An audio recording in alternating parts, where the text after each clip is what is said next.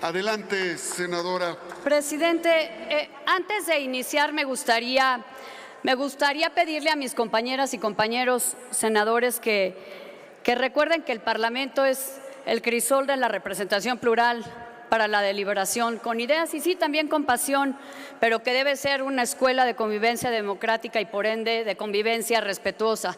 Les pido que mi intervención la enmarquen en estas palabras y ojalá me puedan escuchar con atención y yo me dirigiré a ustedes con mucho respeto.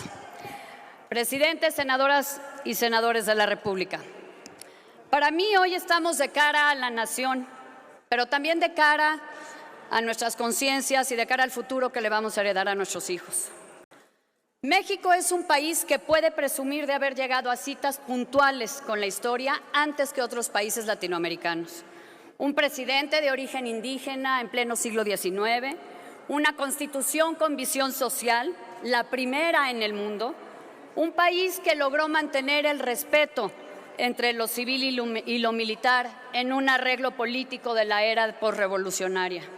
Un país que supo encauzar su pluralidad y construir una democracia sin que mediara un conflicto armado. Pero ahora me parece válido preguntarnos si en realidad fuimos los primeros en superar entornos complejos que nos asemejaban a otras naciones del hemisferio o si en realidad hemos llegado tarde a algo que se avecina.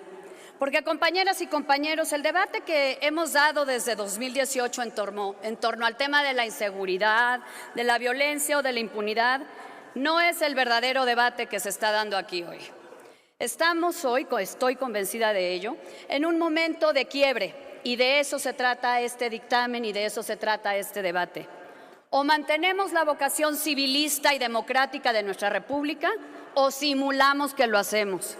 O respetamos los preceptos y principios de nuestra Constitución o ante la supuesta urgencia los dejamos de lado. Voy a obviar cortesías protocolarias y voy directo al momento que vivimos.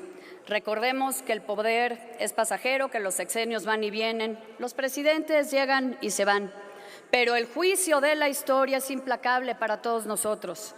Nuestro legado político individual, nuestra reputación personal y la misma confianza que la ciudadanía tenga de nosotros como senadores se está jugando en este recinto hoy. Como muchos, yo he hecho política desde muy joven y entiendo que la política es compleja, pero sé que las convicciones o son congruentes o son mentira. La política implica sí negociar y pactar, eso es necesario, pero la congruencia exige mantener posiciones firmes, claras y consistentes, incluso ante la adversidad. Eso diferencia a la política intrascendente de la política de Estado que puede trascender. Hoy este Senado tiene la responsabilidad de tomar una decisión legislativa y ética muy concreta, que no deja margen a la ambigüedad, porque va a marcar, estoy segura de ello, el destino de México. ¿Impediremos o avalaremos la expansión castrense en nuestro país? ¿Defenderemos la supremacía democrática del poder civil o rendiremos la República y abriremos la puerta a un estado de excepción con trazos de permanencia? ¿Dejaremos que se vulnere la Constitución o la vamos a defender? ¿Nos conformaremos con la comodidad de administrar la coyuntura o vamos a responsabilizarnos en construir soluciones de largo plazo? ¿Nos vamos a doblar ante el uso político de lo supuestamente popular o vamos a hacer política para postular propuestas acordes con las libertades de las personas? ¿Pasaremos a la historia como diletantes o como legisladores valientes? Y para despejar dudas sembradas por discursos falsos o maniqueos, a nuestras Fuerzas Armadas les dejo un mensaje muy claro. Ante todo, el agradecimiento y el reconocimiento por su labor al servicio de México. Desde niña, como diputada federal, como secretaria de Estado, como canciller de la República y hoy como senadora, he aprendido a respetar la dedicación, el profesionalismo y los sacrificios de nuestros soldados y marinos y de sus familias, los sacrificios que hacen todos los días por nuestro país. A ellos, a todas las mujeres y hombres que integran nuestras Fuerzas Armadas, gratitud y reconocimiento. Pero es cierto también que México es una república civil. Nuestras Fuerzas Armadas han ganado un enorme y merecido prestigio precisamente porque han sabido mantenerse al margen de la política y se han concentrado en sus labores de seguridad nacional y de apoyo a la población en desastres naturales. Por décadas, los gobiernos de todos los partidos han solicitado el apoyo de las Fuerzas Armadas para cubrir las deficiencias policiales en seguridad pública. Nunca podremos agradecerle suficiente a las Fuerzas Armadas que hayan participado de ese llamado, pero no podemos abusar de ellas al tiempo que dejamos de construir las policías civiles que México necesita.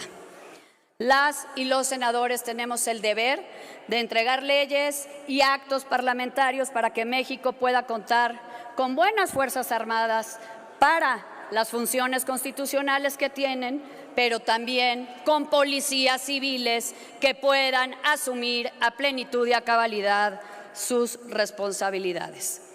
Compañeras y compañeros, yo sé que soy parte de una voz minoritaria en este recinto, incluso dentro de mi propia bancada. Pero pese a todo, sigo creyendo que la razón, la consistencia y la congruencia son más potentes y más dignas que la concertación sin esencia, la aceptación de la consigna o incluso que el miedo ante el poder. Sé que defender principios, aunque sea una decisión impopular o implique remar contracorriente, conlleva costos. Pero, señoras y señores, yo estoy aquí para ayudar a defender al Estado de Derecho y a la democracia mexicana. Y me asumo, como sé que cada uno de ustedes lo hace, como representante de ese México plural que no es el país de un partido único. Millones de mexicanos exigen con razón y con mucha rabia que encontremos soluciones a la violencia y a la impunidad, que seamos capaces de imaginar soluciones, instituciones y acciones reales, viables y eficaces para contener y detener el flagelo de la delincuencia. Pero estoy segura que los más de esos millones exigen que esa responsabilidad la asumamos respetando la ley y los límites de la Constitución, sin debilitar los principios y las instituciones democráticas. Por eso estoy convencida de que muchos mexicanos que están afuera de este recinto hoy quieren que desde la oposición se tenga el coraje de alzar la voz y evitar simulaciones o la continuidad de estrategias fallidas, evitar el debilitamiento continuo de nuestras instituciones y evitar los retrocesos que ponen en riesgo el futuro mismo de nuestro país como una república democrática. Por eso, antes de votar, les pido que dimensionemos y que aquilatemos verdaderamente, asumiendo de fondo en nuestra conciencia la responsabilidad que tenemos en nuestros hombros el día de hoy con el voto que habremos de emitir. Y sé que muchos de ustedes, compañeras y compañeros senadores, incluyendo a varios militantes de Morena y sus aliados, en privado rechazan la militarización, pero en público se sienten obligados, por muy distintas razones, a apoyarla. Sé que varios de ustedes, independientemente del partido en el que militan, tienen una historia personal de lucha democrática. Sé que muchos de ustedes han hablado con las víctimas de la violencia, con sus familias o han sido víctimas de la violencia y la inseguridad. Y sé que muchos, de buena fe, contribuyeron a mejorar la minuta que recibimos de la Cámara de Diputados y que deriva en el dictamen que hoy estamos discutiendo. Reconozco a quienes participaron en ese esfuerzo. Incluso reconozco que el oficialismo fue muy hábil y en última instancia eficaz para incorporar cambios suficientes y construir su mayoría calificada. Pero estoy convencida también de que en una semana podrá haberse logrado una mejor redacción o precisiones importantes, pero para lo que para mí y muchos otros no se pudo lograr en una semana fue convencer de que ahora sí va a haber voluntad política de cumplir con los principios, valores y compromisos que desde 2019 construimos en conjunto las oposiciones y el gobierno. Habrán incorporado controles parlamentarios que ya estaban en 2019, habrán incorporado previsión presupuestal que ya estaba en 2019, pero no pudieron solventar la falta de confianza de la totalidad de las senadoras y los senadores. Incorporaron una prórroga automática sin diagnóstico, sin información y sin justificación. Y desde mi punto de vista, eso hace imposible acompañar este dictamen. Compañeras y compañeros, aprendí a hacer política al lado de mi padre, un político de vocación y convicción. Era un visionario, enemigo de la confrontación estéril como la que lamentablemente vemos aquí casi todas las sesiones. Tenía una profunda convicción democrática y era un modernizador. Sabía que en el México que se perfilaba a finales del siglo XX se demandarían políticos de ideas y de acción, de sensibilidad y de firmeza, de tolerancia y vocación por los entendimientos. Políticos de convicción democrática, con visión de Estado y disposición plural. Mi padre fue asesinado hace 28 años, pero su ejemplo me ha acompañado todos los días en mi vida privada y en mi vida pública. Siempre he procurado seguir su ejemplo y ser una política de inquebrantable convicción democrática, que es propositiva, que tiende puentes y que construye entendimientos. Una política que incluso pueda, en ocasiones, ser valiente defendiendo los principios democráticos y los derechos y libertades de todas y de todos. Mi papá nunca esperó que los políticos fuéramos perfectos, somos seres humanos, pero sí anhelaba políticos que con todas las debilidades naturales de nuestra condición humana fueran al menos valientes, responsables y congruentes para estar a la altura de su cargo. Me enseñó que en la política los errores pueden comprenderse y enmendarse, que la buena política sí exige negociación y diálogo, pero también me enseñó que hay líneas que no son negociables, que las traiciones deliberadas y persistentes al país se enfrentan con valentía, con templanza y con firmeza.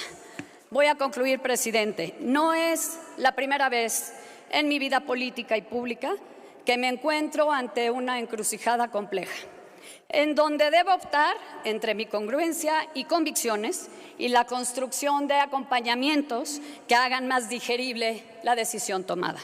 En esos momentos, siempre he pensado en las lecciones que mi padre me dio, no solo sobre cómo debe hacerse política, sino sobre cómo debe ser un político.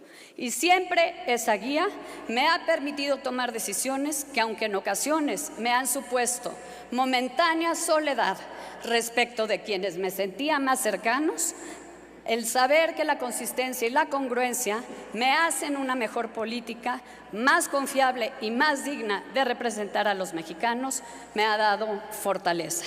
Hoy este dictamen se me presenta como una encrucijada más.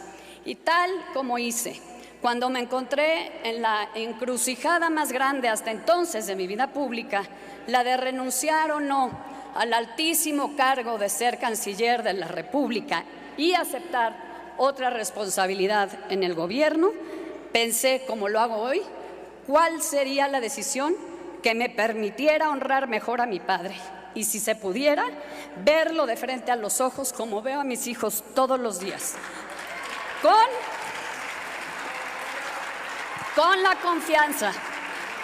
confianza de no haber dudado de mis convicciones ni defraudado mi nombre, y así tener la fuerza para seguir construyendo el legado que aspiro dejarle a mis 3 hijos, uno de congruencia y dignidad. Por eso votaré en contra de este dictamen. Permítame, senador. No.